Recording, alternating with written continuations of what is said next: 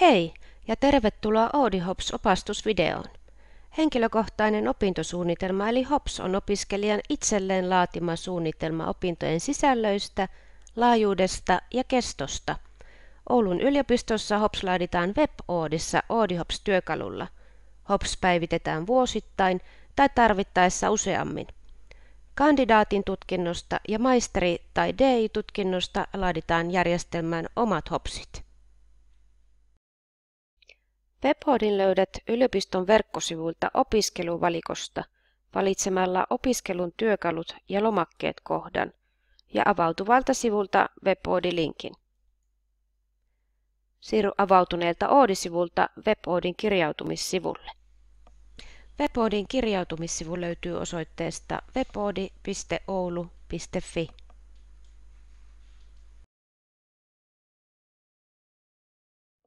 Webhoodiin kirjaudutaan Oulun yliopiston tunnuksella.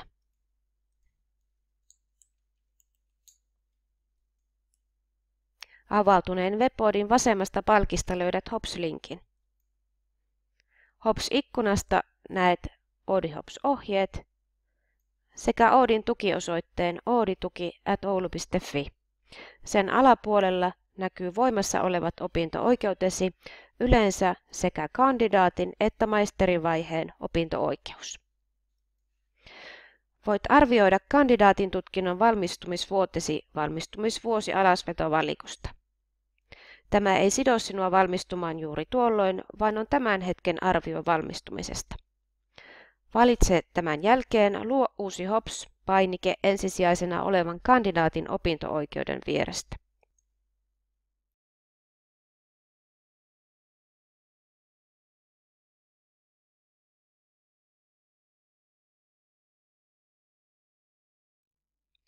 Tutkintorakennepohjan valintaikkunassa saattaa olla näkyvillä kaikki edellistenkin vuosien tutkintorakenteet. Valitse aloitusvuotesi tutkintorakenne, mikäli opinto-ohjaajasi ei neuvo tekemään toisin. Valitse sama aloitusvuotesi tutkintorakenne myös tehdessäsi uutta HOPSia tutkintosi loppuun saakka. HOPSin perustiedot ikkunassa voit antaa HOPSille haluamasi nimen, joka näkyy vain sinulle. Mikäli tutkintorakennepohjassa on valinnaisuutta, tee valinnat tässä ikkunassa ja valitse tallenna.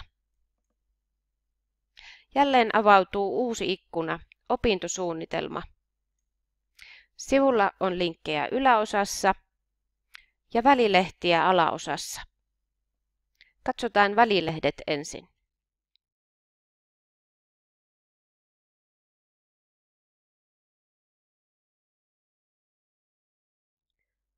HOPSin rakennevälilehdelle avautuvat kaikki tutkintoosi kuuluvat opintojaksot kurssilistana. Jokaisen kurssin kohdalla on kurssin opintopistemäärä. Opintopisteiden kokonaissumma näkyy taulukon alaosassa. Suoritetut kurssit näkyvät vihreällä väkäsenä merkittynä sitä mukaan, kun suoritukset syötetään Oodiin. Väkäsestä näet, mitä kursseja tutkinnostasi on jo suoritettu ja mitä kursseja on vielä suorittamatta. Suoritukseen tultuasi näet suorituspäivämäärän ja arvosanan opintojaksorivillä. Jos opintojaksolla on ilmoittautumisaika käynnissä, näkyy siitä opintojakson nimen vieressä pieni karttakeppiä heiluttava ukkokuvake. Painamalla kuvaketta pääset ilmoittautumaan kurssille. Jokaisen opintojakson vieressä on pieni paperiarkkikuvake. Siitä avautuu tavoitteen ja itsearviointilaatikot. Tänne voit kirjoittaa terveisiä ohjaajallesi tai halutessasi vain itsellesi.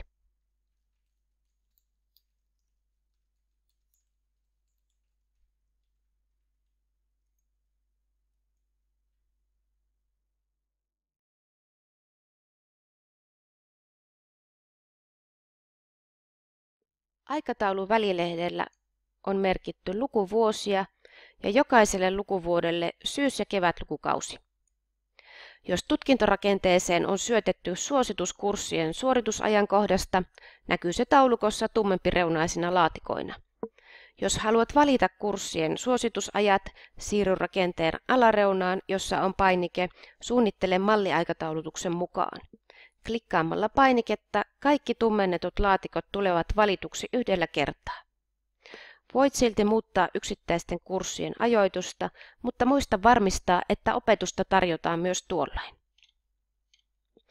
Aikataulutettujen kurssien yhteenlasketut opintopistemäärät tulevat lukukausikohtaisesti ja lukuvuosittain näkyville taulukon yläreunaan. Tallenna painike tallentaa ajoituksen. Aikataulutus tulee näkyville myös Hopsin rakennevälilehdelle opintojaksokohtaisesti.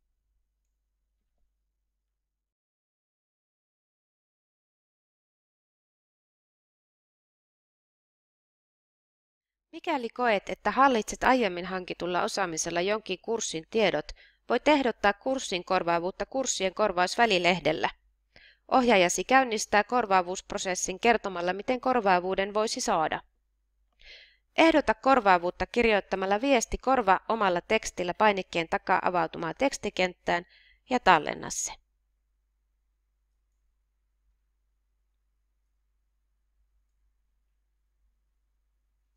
Muut suoritukset välilehdellä voit siirtää sellaisia suoritettuja kursseja Hopsiisi, joiden koodia ei ole liitetty tutkintorakennepohjaasi. Valitse kokonaisuusotsikko Lisää Hopsin alasvetovalikosta ja paina viereistä painiketta. Suoritettu kurssi tulee näkyviin tämän otsikon alle Hopsin rakennevälilehdelle.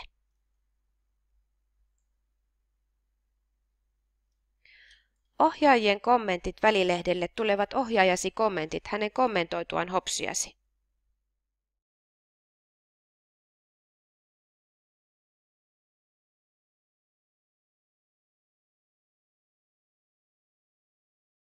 Hopsin tavoitteet-linkin takaa avautui tavoitteeni ja itsearviointi-tekstikentät. Mikäli haluat kertoa ohjaajalle muuta opintoihin liittyviä asioita, voit kirjoittaa niitä tänne. Muista tallentaa kirjoituksesi. Kun Hops on valmis lähetettäväksi ohjaajallesi, aseta Hopsisi ensisijaiseksi valitsemalla Aseta ensisijaiseksi ja muuta Hopsin tila. Siirry Lähetä tarkastettavaksi -linkin kautta lähetyssivulle. Mikäli ohjaajasi on tehnyt oman ryhmän, näet hänen nimensä ensimmäisessä laatikossa. Jos ryhmää ei ole luotu, valitse Hops-ohjaajasi vastaanottajalistasta. Voit halutessasi kirjoittaa saateviestin. Lue lähetysvalinnat -laatikon infoteksti ja luettuasi valitse Olen lukenut yllä olevan. Lähetä tarkastettavaksi painike lähettää Hopsisi ohjaajallesi. Et voi enää muokata Hopsiasi, koska se on ohjaajallasi tarkastettavana. Voit kuitenkin vielä perua lähetyksen ja lähettää korjauksen jälkeen Hopsin uudelleen. Ohjaajasi saa sähköpostia uudesta tarkastettavasta Hopsista.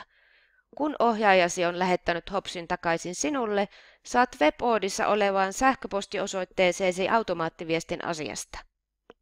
Ota yhteyttä opinto-ohjaajasi, jos haluat keskustella opinnoistasi ennen Hopsin tekoa. Jos tarvitset työkalussa teknistä apua, laita viestiä Oodi-tukeen osoitteeseen oodituki@oulu.fi.